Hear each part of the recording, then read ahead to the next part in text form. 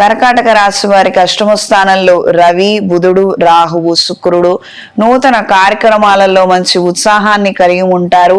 అయిన వాళ్ళకి, సహోద్యోగులకి, స్నేహితులకి మంచి సలహాలను ఇవ్వగలుగుతారు. మీ వాళ్ళు మీ మాట వినకపోవడము, దానికి ప్రధాన కారణంగా ఏంటంటే మీకే ఎదుగుదల లేదు కదా, మీరే చాలా కష్టపడుతున్నారు, మీరు మాకు చెప్పేది ఏంటి అన్న రీతిలో వితండవాదం చేసేవారు ఎక్కువగా ఉండవచ్చు.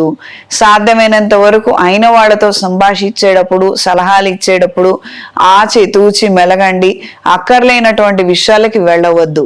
అంటే మీ కర్మ బాలేక మీరేదో అనుభవిస్తున్నారు, మీరు చేశారు కొన్ని తప్పులు, అవి తెలుసుకున్నారు, అవి వాళ్ళు కూడా చేయకూడదు, చేయకుండా ఉంటే బాగుంటుంది, మీరు కష్టపడ్డంత వాళ్ళు పడకుండా ఉంటారని మీ ఆలోచన కావచ్చు, మీ ఉదార హృదయం కావచ్చు, మీ మనస్తత్వాన్ని గ్రహించుకోకుండా వాళ్ళు ఏదంటే అది మాట్లాడే అవకాశం ఉంటుంది.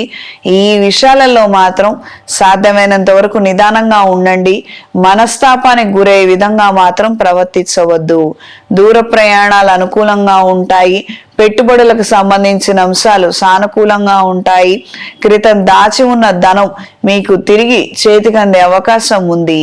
ఈ రాశిలో జన్మించిన స్త్రీలకు వృత్తిరీత్యా, వ్యాపార రీత్యా అనుకూలమైన మార్పులు ఉంటాయి. ధనాదాయం మరింతగా పెరిగే అవకాశం ఉంది. కొంతమంది ప్రోద్బలంతో మీరు మంచి నిర్ణయాలను చేయగలుగుతారు. వీటి వలన మీకే కాక మీ కుటుంబ సభ్యులు, స్నేహితులు కూడా మిమ్మల్ని చూసి ఇన్స్పిరేషన్ పొందే అవకాశం ఉంటుంది. రాజకీయాల్లో ఉన్న వారికి కాలం అనుకూలంగా ఉంటుంది. ఊహించనటువంటి కొన్ని మార్పుల చేత పదవిని అధిరోహించే అవకాశాలను పొందగలుగుతారు. ఈ రాశిలో జన్మించిన విద్యార్థిని విద్యార్థులకు కాలం అనుకూలంగా ఉంటుంది. ఎంతైతే శ్రమిస్తారో దానికి తగ్గట్టుగా మీరు అనుకూలమైనటువంటి మార్కులను, మంచి ర్యాంకుని సంపాదించగలుగుతారు.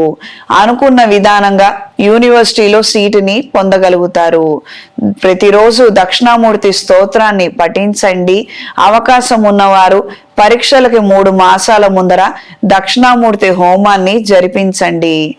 ఈ రాశిలో జన్మించిన వారికి ఈ వారం కలిసొచ్చే రంగు ఆకుపచ్చ, కలిసొచ్చే దిక్కు తూర్పు, కలిసొచ్చే సంఖ్య 8. ప్రతిరోజు లింగాష్టకాన్ని పఠించండి. ఓం నమః శివాయ ఒత్తులతో, అష్టమూలికా తైలంతో దీపారాధన చెయ్యండి.